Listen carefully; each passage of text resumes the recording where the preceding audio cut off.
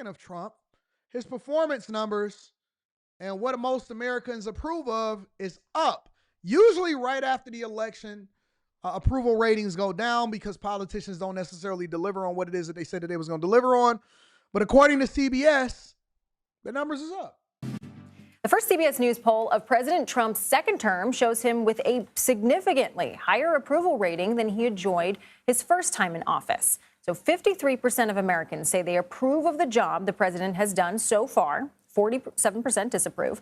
That's more than a dozen points higher than his 40% approval rating from February 2017. CBS News Executive Director of Elections and Surveys, Anthony Salvanto, joins me now in the flesh. What a treat to have you here. How are you? So, Wait. They got a job that you can be the executive director of surveys? What a cushy job. I feel like that should go to an intern, and an intern can do a survey. Can't they? Intern can break down data from a survey. Anyway, let's go over to the executive director of the surveys over at CBS. look, I mean, Anthony, at the top levels, people seem to like what he's doing. So what's contributing to these numbers? The first one is this big number, 70%, who feel that he is doing what he promised in the campaign. There's political value in that, right? It's a lot of his supporters who feel like this is what they voted for and this is what they're getting. There's people in here who approve and disapprove of him, but still that kind of dynamic, especially early in an administration where people are evaluating based on what they saw in the campaign. There's this other point. Well, hold on. How can anybody, regardless of whether you're Democrat, Republican, liberal, conservative, independent, sassy, ashy, black, white, man, woman, gay, straight, how can anybody say anything other than the fact that he actually absolutely 100% is delivering on exactly what he promised in the campaign? Regardless of whether you agree with what he's doing, you cannot say, see, some people is just being, I think that his approval numbers is up higher than what we actually like to admit, because there's no way in the world that you can tell me, shout out to my girl Mika, no way in the world that you can tell me that Trump is not absolutely 100% more than any other legislator, any other president, any other Congress member, any other House of Representatives, any other person in history that has ever been elected to office, any other governor, any other mayor. You cannot say that he did not deliver, and he is not delivering on every single thing that he said that he was going to do, and we not even a month in. Nobody can disagree with this. Nobody, zero people can disagree with it. I even see liberals, raging liberals, that say, you know what? We mad at Democrats because Republicans just don't give a piss. They just coming in with size 10, 12, 13, 14 shoes, and they doing exactly what they gonna say. They just taking what they want. They bullying everybody. They implement nice. They getting people up out of here. You may be mad at it, but you can't say that he ain't delivered on what he said that he was gonna do. Too, that I want to emphasize. And speaking of the campaign, Kelly, we had a lot of descriptors of him during the summer, during the fall. We redid them here, and you see that majorities. What does the U.S. being divided have to do with the fact that he's delivering on exactly what he said he gonna do? Just because y'all divided on whether or not you like him or you agree with his policies don't mean that he's not doing exactly what he said he was gonna do on the campaign trail. Come on, man. Come on. Stop being rebellious just for the sake of being rebellious. Get on board. Describe him as tough, energetic, focused. All of that is contributing to how they're evaluating these early weeks as well. Yeah, 69% tough. Maybe that ties into what I'm going to ask you about next. So look, improving the economy, fighting inflation, I mean, that was a key part of Trump's campaign. But your polling shows more Americans think he isn't focused enough on lowering prices. One of the main economic promises, of course, tariffs. Right. And there have been, going back to that tough point, some negotiations maybe with Canada and Mexico. What are people feeling about these tariffs? Yeah. Kenya, you can't be this. You can't be this liberal, baby. Kenya. You're a pretty girl, but you can't be this. You can't be this liberal, baby. You can't. I mean, impossible for you to be this liberal. You look. You pretty, but you ain't that pretty. You pretty, but you ain't that pretty. Not that pretty. Not pretty enough to be a raging liberal, Kenya. Come on. Come on, baby. Get on board. Get on board. Get on board. We not going to have that. Come on, get in line. No more. You now a part of the 7%. No more 92, 93% for you, Kenya. You're a part of the 7%.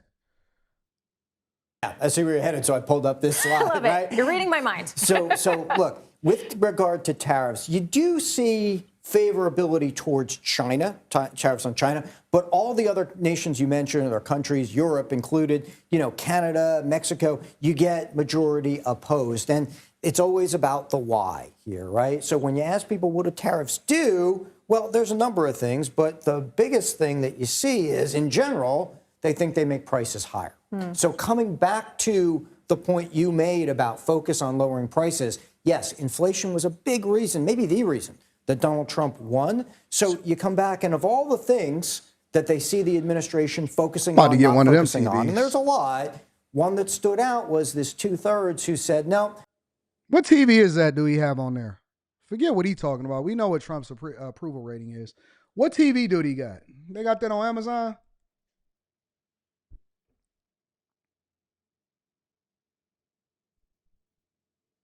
What TV do he got, y'all? I need that. I need that for the Millionaire Morning Show. We're gonna go right over to the TV. We're gonna do some touch screens. Yeah, because this is what's up. We need a full stand up. I need a weather girl in here to be able to use it. I'm about to order one of them TVs. They don't think the administration is focusing enough yet on lowering prices. So that becomes an important dynamic to watch, certainly in the context of the argument around tariffs. It is interesting, though, right? Because there was that promise, I'm going to lower prices on day one, which, I mean, look, I put my economics hat on. You can't do that, right? You can't just snap your fingers. And so at the same time, that's pretty there's cheap. Also this perception, though, that maybe he would be able to do that. And people know that. So even in this poll, when we ask, well, how long, if you think he's going to lower prices, do you think it will take?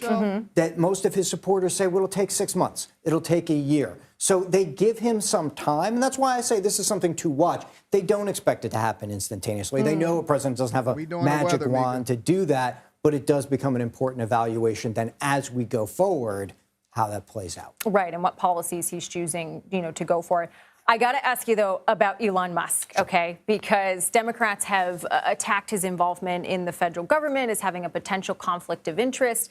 What's your polling saying about that when it comes to American sentiment? So we took a look at the general amount of influence that folks thought that Elon Musk and Doge ought to have. And what you get is these really partisan breaks. The first one, of course, you talked about Democrats, is this big majority who think it should have not much or none. But then within Republicans, you get a big majority who say it should have at least some. One reason for this is that some of these broader ideas, the idea of cutting government spending, the idea of cutting foreign aid, all of those things are popular with. Somebody said eggs is $11. Go get you a banana. It's healthier anyway. You know what I'm saying? Eat more fruit.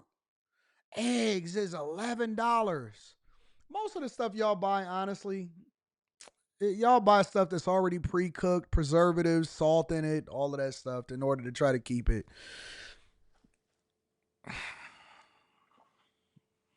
Go get you a banana. Bananas is still 79 cents, bro. Bananas is still 79 cents.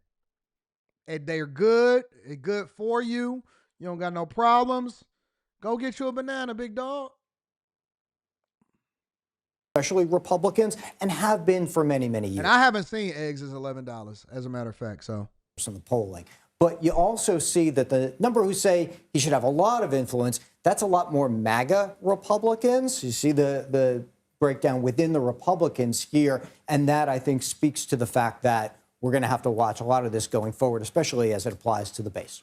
Why y'all saying eggs? Why y'all lying? Eggs is not $11. I'm looking at them right here on Kroger.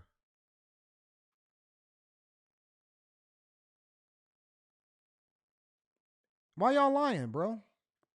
Why y'all trying to finesse me?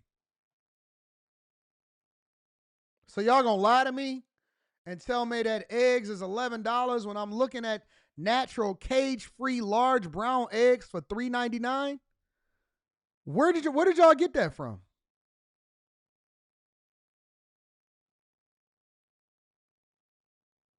Why y'all lying? I'm looking at eggs right now, and they take snapped and EBT. 12 count eggs, $3.99. So y'all just gonna lie to me right to my face? This is Kroger.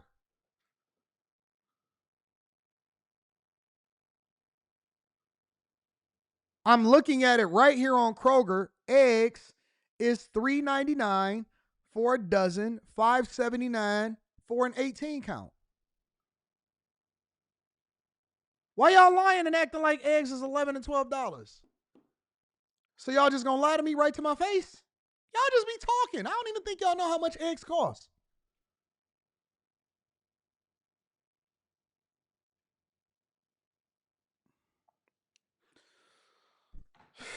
Y'all just be lying.